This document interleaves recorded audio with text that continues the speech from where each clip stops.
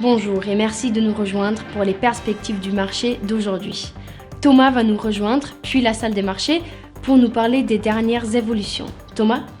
La période difficile qu'ont traversé les actions cette année et l'escalade récente des tensions géopolitiques montrent clairement que les crypto-monnaies ne sont ni une protection contre l'effondrement des marchés boursiers, ni un refuge comparable à l'or.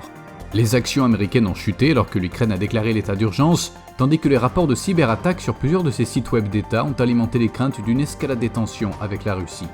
La Grande-Bretagne est prête à garantir jusqu'à 500 millions de dollars de prêts pour soutenir l'Ukraine et aider à atténuer les effets économiques de l'agression russe, a déclaré le Foreign Office. L'action Amazon a chuté de 3,1% lors de la dernière session, l'indicateur stochastique RSI donne un signal haussier. L'euro a légèrement baissé de 0,1% par rapport au dollar lors de la dernière session, le signal haussier de l'indicateur RSI est conforme à l'analyse technique globale. La dernière session a vu la livre sterling chuter de 0,3% par rapport au dollar, l'indicateur RSI indique un mouvement haussier.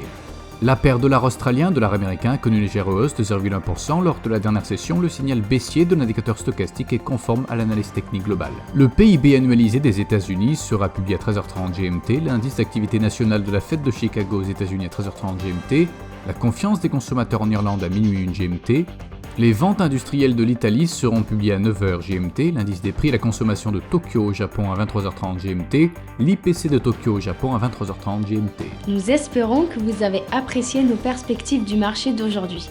De la part de toute l'équipe, nous vous souhaitons une journée de trading productive. N'oubliez pas de vous connecter demain matin pour tous les événements et les dernières nouvelles sur les marchés financiers.